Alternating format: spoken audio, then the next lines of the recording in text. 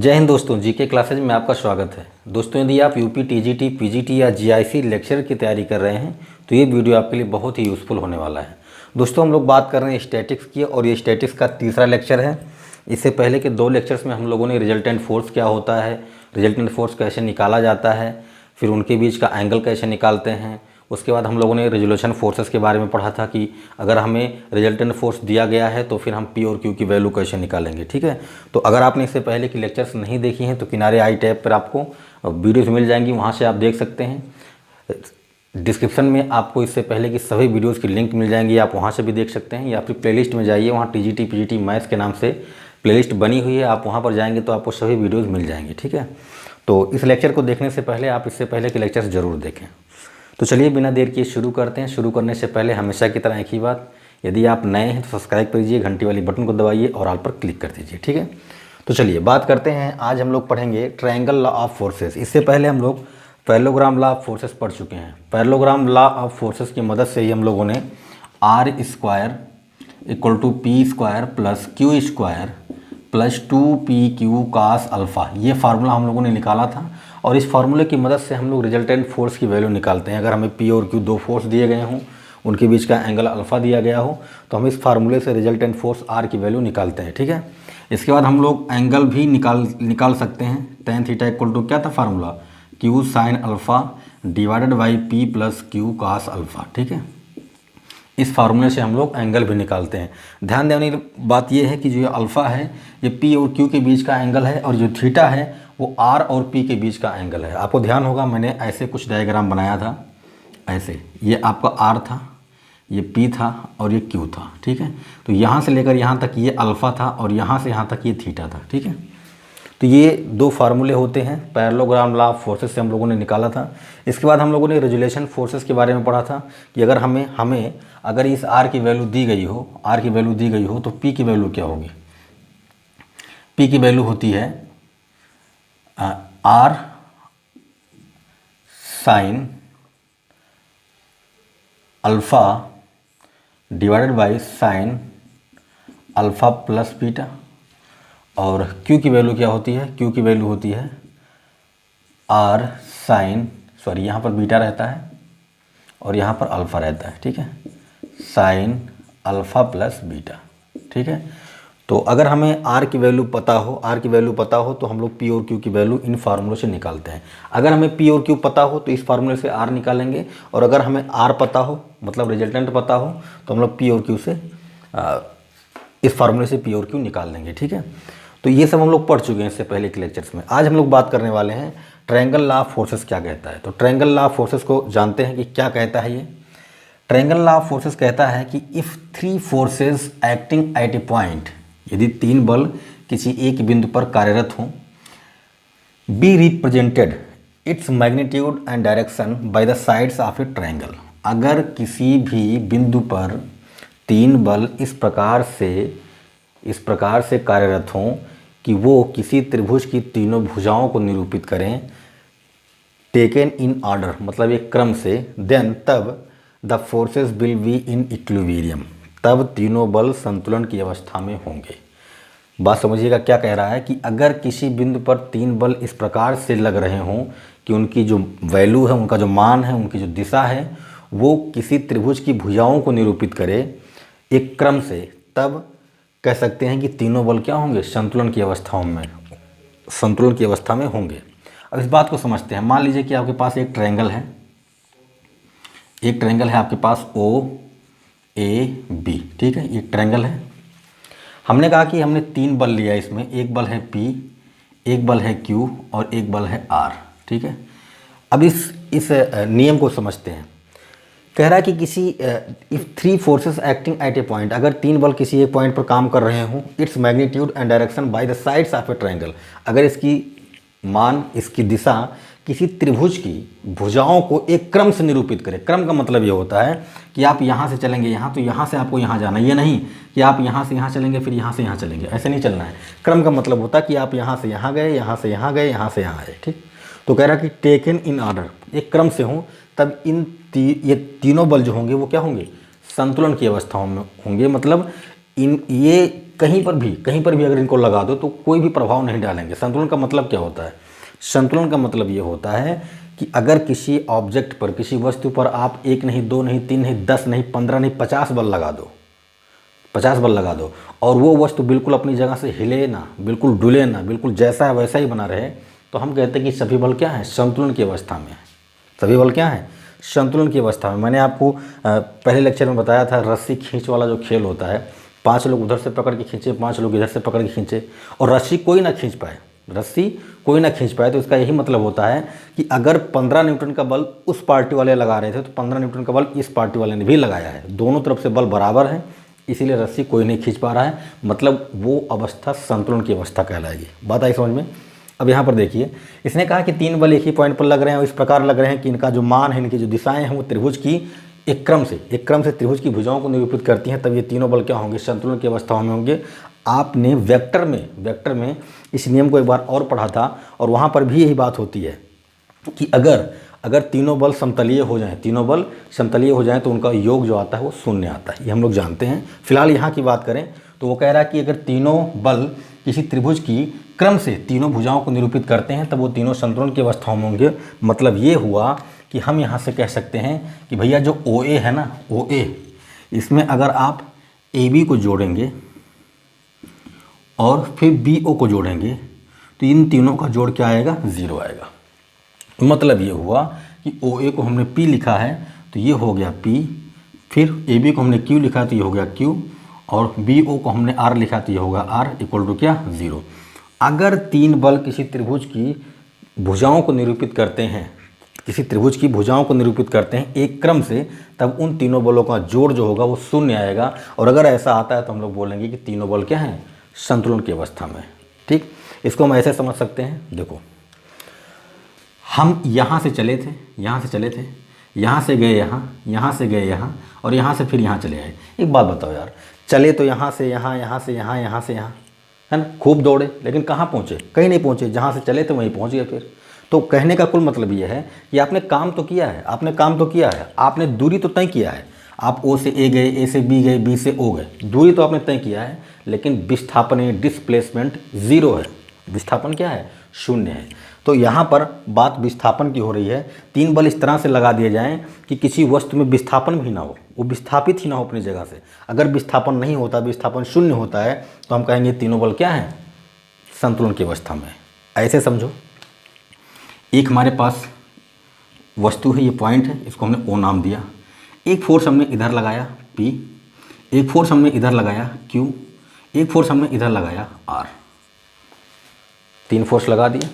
और अगर इन तीनों फोर्स को हमने इस तरह से लगाया है कि ये पॉइंट O कहीं भी नहीं जा रहा है, अपनी जगह पर फिक्स है, जहाँ था वही है, जैसा था वैसा ही है, तो हम कहेंगे ये तीनों बल क्या हैं? संतुलन की अवस्था में। जैसे सीधी सी बात है, बीच में कोई वस्तु रख दी जाए, कोई मेज हो, कोई कुर्सी हो, 3 लोग पकड़ के उसको, 4 लोग पकड़ के उसको खींचो। एक लोग उधर से, एक लोग इधर से, एक लोग इधर से, एक लोग उधर से, और सभी लोग बराबर बल लगाओ, तो मेज कोई नहीं खींच पाएगा। मेज अपनी जगह जैसा था वैसा ही बना रहेगा। तो उस नियम को हम लोग क्या बोलते हैं? संतुलन।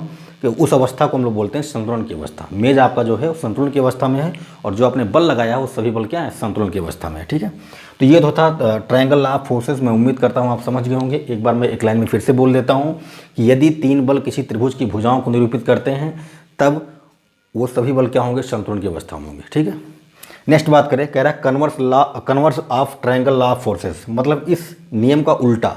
इस नियम का उल्टा क्या है? इसमें कहा था कि अगर 3 बल किसी त्रिभुज की 3 भुजाओं को निरूपित करें तब वो संतुलन की अवस्थाओं में होंगे। ये कह रहा है कि if 3 forces acting at a point are in equilibrium then the forces are coplanar and they can be represented in magnitude and direction by the sides of any triangle taken in order. सीधी सी बात है, ये कह रहा है कि अगर 3 बल संतुलन की अवस्था में हों तब वो क्या होंगे? समतलीय होंगे। वो क्या होंगे? समतलीय होंगे। और तब वो क्या करेंगे? वो किसी त्रिभुज की भुजाओं को एक क्रम से निरूपित करेंगे। सीधी सी बात यह है कि इस वाले में हमें ये पता था तो हमें ये निकालना पड़ा, और इस वाले में हमें ये पता है, ये बताना पड़ेगा। तो इसका उल्टा ही है ना।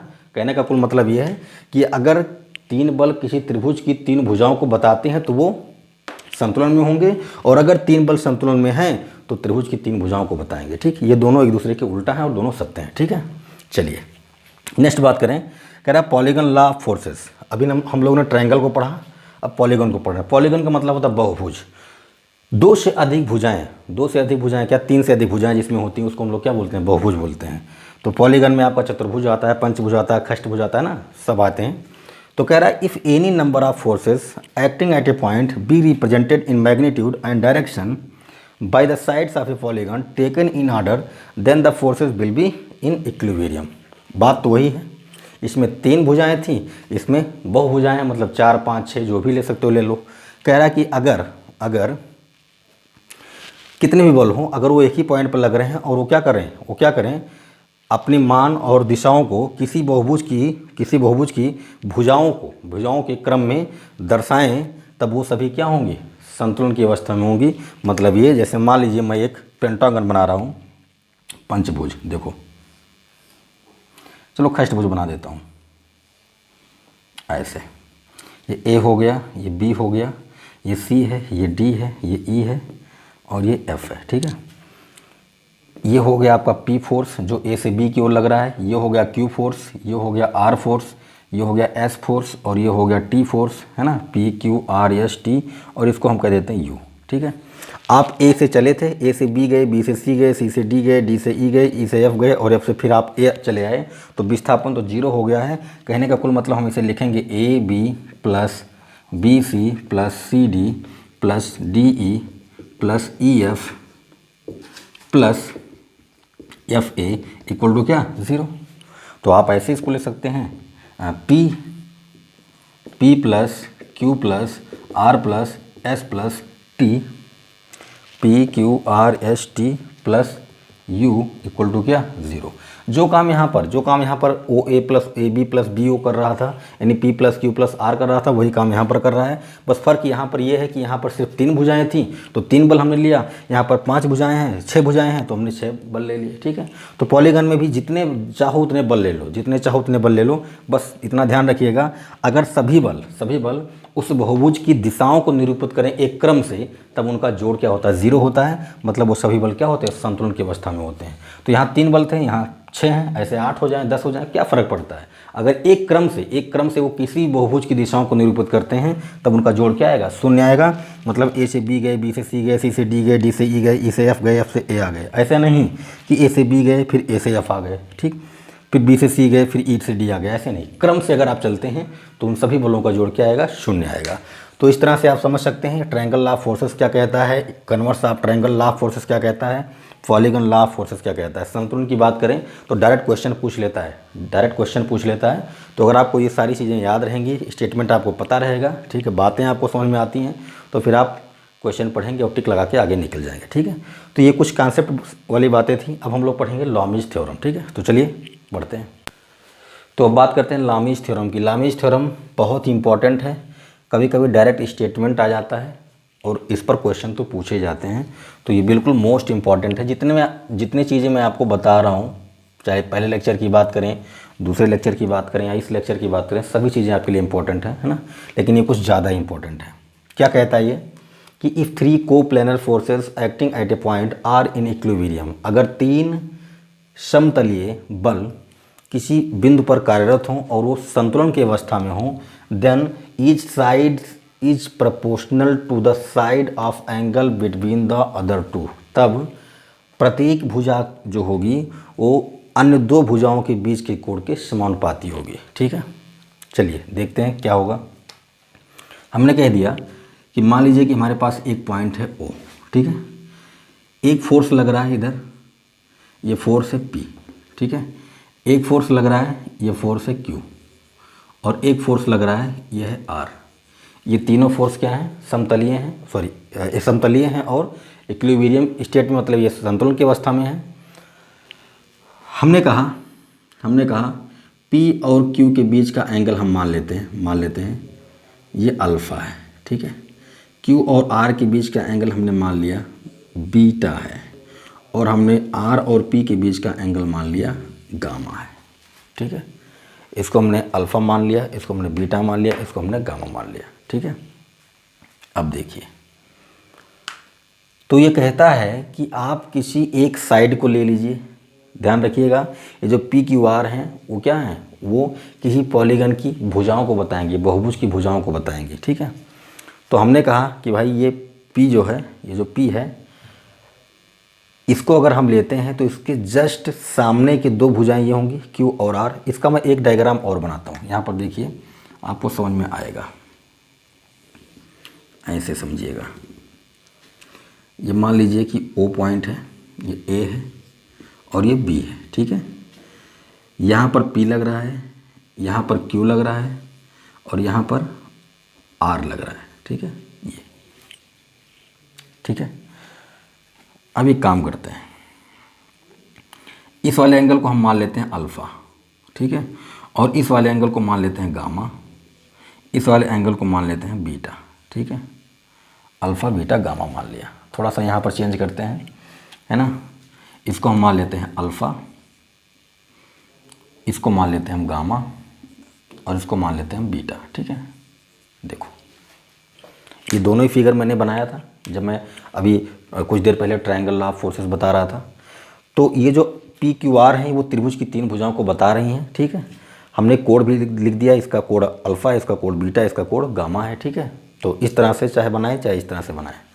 तो अब देखो क्या कह रहा है हम में, मैंने कहा let P Q R be the forces acting at a point O, है ना, and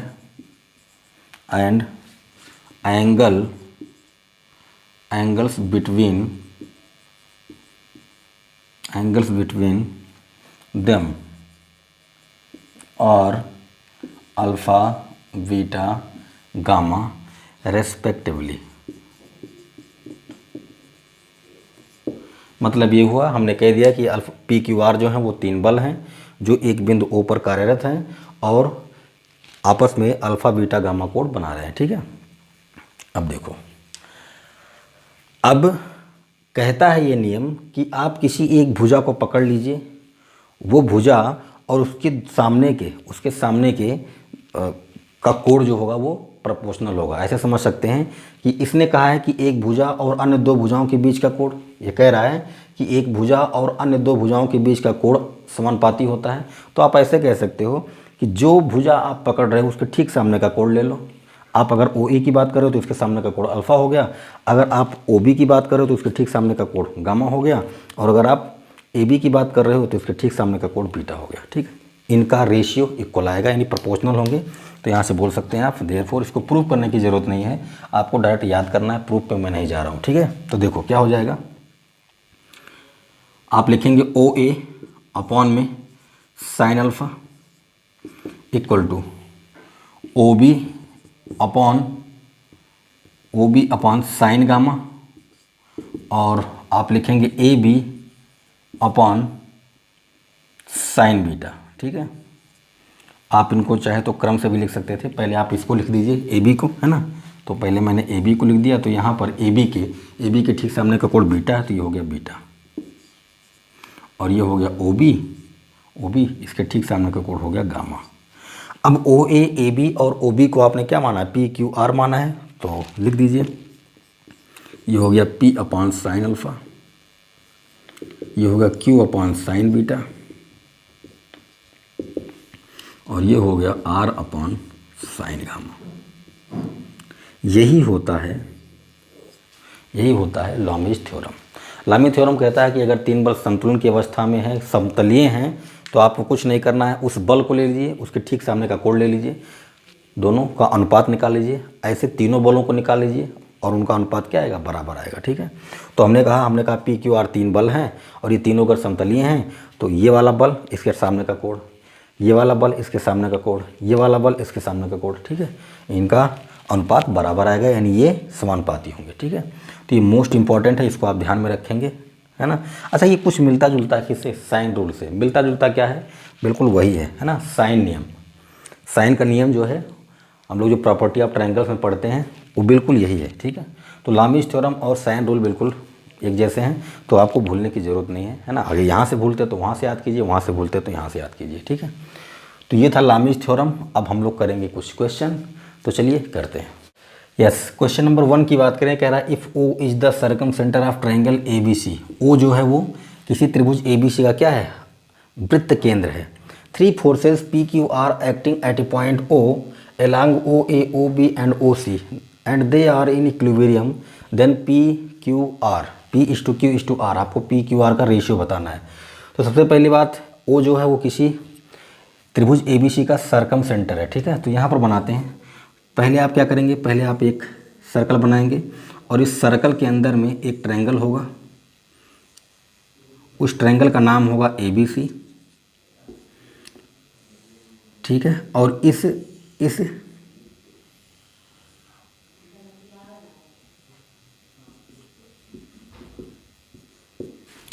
ये जो ओ होगा वो त्रिभुज ए बी सी का क्या होगा, सर्कम सेंटर होगा, ठीक है। सर्कम सेंटर के बारे में आप जानते हैं। अब देखो कह रहा है पी क्यू आर जो है वो क्या कर रहा है, पी क्यू आर जो है वो acting at a point O, P Q R जो है वो पॉइंट ओ पर कार्यरत है, इस पॉइंट ओ पर। तो कह देते हैं, मान लीजिए कि ये क्या है, ये P है, ये मान लीजिए क्या है, ये Q है, और ये मान लीजिए क्या है, R है, ठीक है भाई, यही तो होंगे। अच्छा, कह रहा है अलोंग ओ ए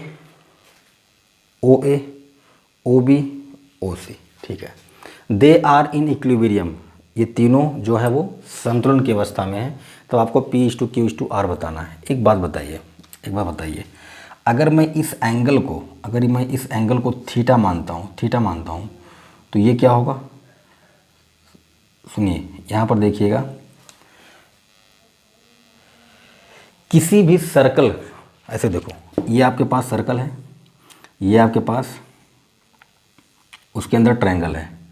अगर ये एंगल थीटा है, तो इसके इस सर्कल के सेंटर पर जो एंगल बनता है ना, वो इस एंगल का दुगना होता है, यानी 2 थीटा होता है।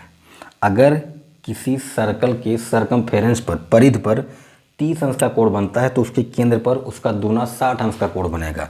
यानी अगर ये थीटा है तो ये 2 थीटा होगा, अगर ये 5 थीटा होता तो ये 10 थीटा होता। तो अगर ये एंगल ए है, तो ये क्या होगा भैया, ये तो 2a हो जाएगा, ये क्या होगा, 2a हो जाएगा। और अगर ये एंगल बी है, तो ये क्या हो जाएगा, ये 2b हो जाएगा। और अगर ये एंगल सी है, तो ये क्या हो जाएगा, 2c हो जाएगा, ठीक। तो इसको यहाँ पर अलग से बनाते हैं, देखो ध्यान से, ये आपका O हो गया, इसको मैं P लिख रहा हूँ, इसको मैं Q लिख रहा हूँ, और इसको मैं R लिख रहा हूँ, ठीक है। अब देखो ये P है, इस P की बात करें तो ये 2 बल और हो गए, Q और R। तो P की अगर आप बात करते हैं तो Q और R के बीच का कोण आपको देखना है, वही तो P के लिए काम करेगा। तो यहाँ पर ये अगर A है तो ये क्या होगा, 2a होगा, यानी ये आपका हो गया क्या, 2a। ऐसे ये हो जाएगा आपका 2b, और ऐसे ये हो जाएगा आपका 2c, ठीक है। तो सिंपल सी बात है, 3 बल अगर संतुलन की अवस्था में है, समतलीय हैं, उनके बीच का कोण आपको पता है, तो सीधा सीधा लामीज थ्योरम लगेगा, लामी का प्रमेय लगेगा। तो लगा दीजिए, क्या आएगा, देखो क्या आएगा, P upon sine 2a, P upon sine 2a equal to Q upon sine 2b, यही तो लगेगा, R अपॉन साइन 2c। ये तो हमने देखा था, हमने देखा था P upon sine alpha, Q upon sine beta, R upon sine gamma. तो अल्फा की जगह पर 2a, बीटा की जगह पर 2b, और गामा की जगह पर 2c है, तो ये हो गया। अब आपको P is to Q is to R निकालना था, तो P Q R का अगर आप रेशियो निकालेंगे तो sign 2a, sign 2b, sign 2c आएगा। इसका मतलब आपका ऑप्शन नंबर C करेक्ट है, ठीक है। मैं उम्मीद करता हूँ आप समझ गए होंगे। O सर्कम सेंटर था, और यह कॉन्सेप्ट आपको ध्यान में होना चाहिए कि अगर किसी सर्कल के सर्कमफेरेंस पर थीटा एंगल बनता है, तो उसके सेंटर पर 2 थीटा एंगल बनेगा, यानी दुगना कोण बनता है, ठीक है। चलिए नेक्स्ट क्वेश्चन की बात करते हैं। क्वेश्चन नंबर 2 कह रहा है, a weight W is suspended from 2 string of length 7 metre and 24 metre. एक भार है W जो 2 डोरियों के द्वारा लटकाया गया है, जिनकी लंबाई 7 मीटर और 24 मीटर है, ठीक है। द अदर स्ट्रिंग, एक और डोरी है, जो बाइंडेड है ना, मुड़ी हुई है by the ends of A stick, किसी स्टिक मतलब लकड़ी हो गया, टुकड़ा हो गया, छड़ी हो गया, है ना, उसके किनारों से मुड़ी हुई है, ऑफ लेंथ 25, ठीक है, उसकी लंबाई कितनी है 25 मीटर है। If the stick be in such a position that the weight be suspended just below the middle point of stick then the tension is string R. तब आपको डोरियों में तनाव बताना। जाहिर सी बात है, अगर आप डोरियों में भार लटकाएंगे तो डोरियों का भार जो होगा वो नीचे जाएगा, तो डोरी में तनाव आता है, ठीक है। तो देखो कैसे करेंगे, ये देखो, हम कह देते हैं एक डोरी ये है 7 मीटर लंबी, एक डोरी ये है 24 मीटर लंबी, और ये 25 मीटर लंबी है स्टिक, ठीक है। आपने क्या किया है, आपने एक भार लटकाया है W। कहानी कुछ इस तरह है। तो अगर एक डोरी ये है तो इसका टेंशन इधर काम करेगा, भाई टेंशन हमेशा जो भार होता है उसको उल्टा काम करता है, और ये होगा आपका T2, इस डोरी का टेंशन, ठीक है। अब देखो आपसे कह रहा है कि डोरियों का जो तनाव है वो दिखाओ, यानी T1 और T2 का मान आपको निकालना है, ठीक है। देखिए कैसे करेंगे, ध्यान से देखिए, कुछ चीज़ें आपको ध्यान में होनी चाहिए, कुछ चीज़ें आपको ध्यान में होनी चाहिए। जैसे अगर कहीं लिखा है 3 4 5, कह रहा है कि अगर 3 4 5 कहीं लिखा है तो हमारे दिमाग में बात आती है कि ये समकोण त्रिभुज की भुजाओं के मान हो सकते हैं, समकोण त्रिभुज की भुजाओं के मान हो सकते हैं। देखो ध्यान से, ये हो गया 3, ये हो गया 4, तो ये होगा 5। अगर कहीं लिखा है 7 24 25, तो ये भी क्या है, ये भी समकोण त्रिभुज यानी राइट एंगल ट्रायंगल की साइड्स हो सकती हैं। तो यहाँ पर ध्यान से देखो 7 24 25 दिया गया है, 7 24 25 दिया गया है, तो अगर इसका मैं ट्रायंगल खींचूंगा तो ऐसे आएगा, ये 7 हो गया, ये 24 हो गया, ये 25 होगा। यानी जो बड़ा मान रहता है, जो बड़ा मान रहता है वो 90 डिग्री के सामने का होता है। जाहिर सी बात है, वही कर्ण होता है, हाइपोटेनस वही होता है। तो ये जो एंगल बनेगा, ये 90 डिग्री बनेगा। कितना बनेगा, 90 डिग्री। 7 24 और 25 में जब आप रिलेशन निकालेंगे तो वहाँ पर पाइथागोरस थ्योरम लग जाएगा। कहने का कुल मतलब ये है कि जो ट्रायंगल बना है ये क्या है, ये राइट एंगल ट्रायंगल यानी समकोण त्रिभुज है, ठीक है। तो ये तो हो गया भैया 90 अंश, एक कोण पता चल गया 90 अंश। और आपको पता है अगर पूरा ऐसे मिलाओगे आप तो ये कितना होना चाहिए, 360 अंश होना चाहिए। एक पॉइंट पर कुल कितना घूम सकते हो आप, 360 घूम सकते हो। तो एक बात बताओ, अगर मैं कहता हूँ कि ये एंगल A है और ये एंगल B है, ये एंगल A है, ये एंगल B है, तो ये एंगल कितना होगा, ये एंगल कितना होगा। तो बात समझ में आती है कि भाई यहाँ से यहाँ तक तो ये 90 है, ये पूरा कितना है 90 है, और मुझे ये वाला एंगल चाहिए और ये वाला एंगल चाहिए, ठीक है। ऐसे समझिएगा, मैं यहाँ पर बनाता हूँ अलग से, ऐसे ये आपका 90 डिग्री है, ठीक है, ये 90 डिग्री है, और ये पूरा होगा कितना, 360 होगा, 360 हो जाएगा। तो जाहिर सी बात है, अगर ये 90 है तो 360 माइनस 90 कर लीजिए, आपको पता चल जाएगा, 0 हो गया, और ये आ गया 270, कितना आ गया 270।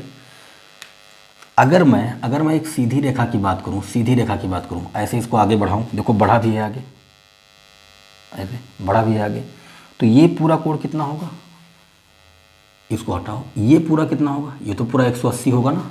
एक सीधी रेखा पर कितने अंश का कोण बनता है, 180 का। तो ये पूरा यहाँ से लेकर यहाँ तक 180 होगा, तो यहाँ से लेकर यहाँ तक 180 होगा। लेकिन ये तो पहले से A है, इसका मतलब ये कि अगर मैं 180 में से A निकाल दूँ तो मुझे ये वाला एंगल मिल जाएगा, यानी ये हो गया आपका 180 माइनस A। और सिमिलरली ऐसे ही ये पूरा होगा 180, तो ये होगा 180 माइनस B, ठीक है, हो गया।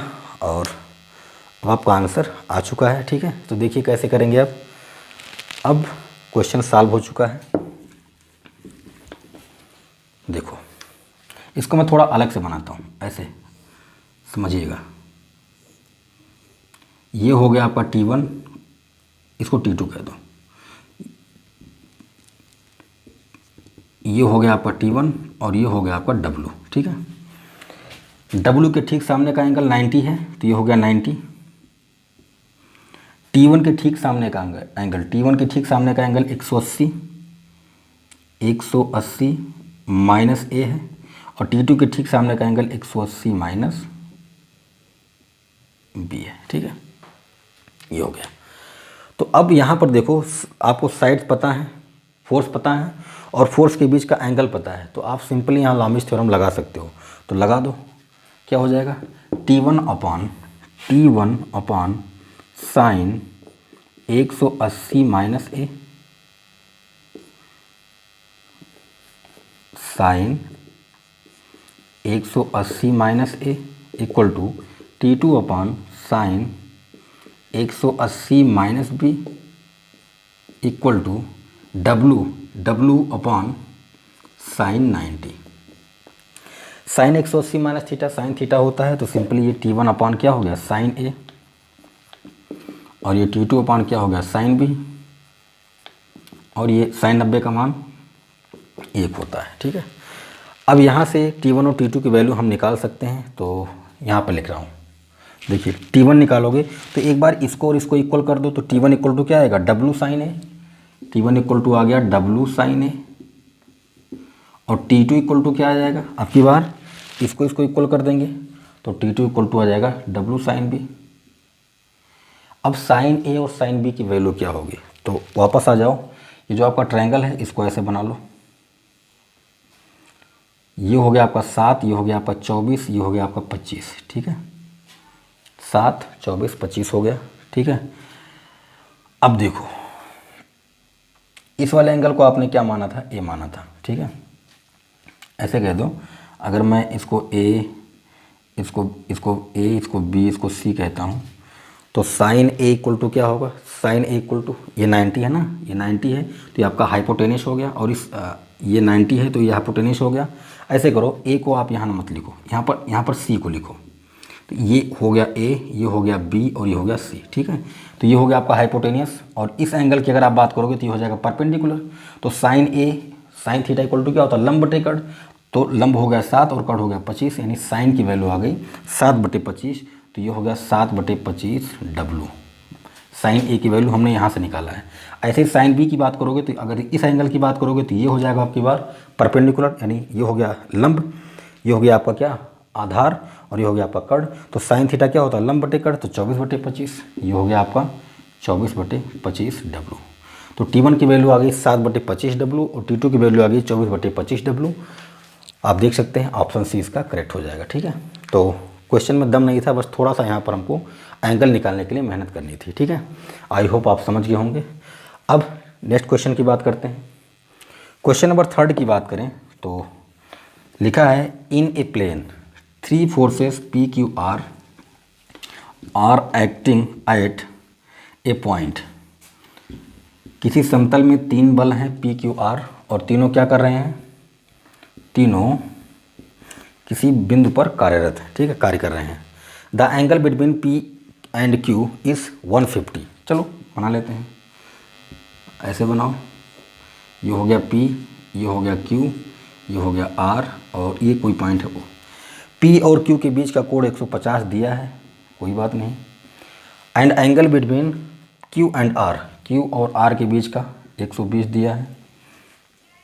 इन equilibrium then the ratio is PQR। ठीक है, तो एक ठू 150 दिया, एक ठू 120 दिया, ये वाला एंगल पता होना चाहिए, ये वाला एंगल पता होना चाहिए। तो पूरा 360 होता है, तो इन दोनों को जोड़ के 360 में से माइनस कर दो तो आपको पता चलेगा ये तो भैया 90 होगा, क्योंकि 120 और 150 जोड़ोगे 270 आएगा, और 270 में जब 90 जोड़ोगे 360 हो जाएगा। ठीक है, तो ऐसे हमने तीनों एंगल निकाल लिया।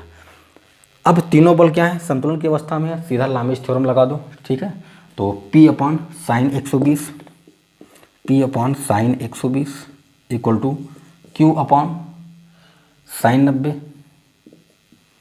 Equal to R upon sine 150। ये हो गया।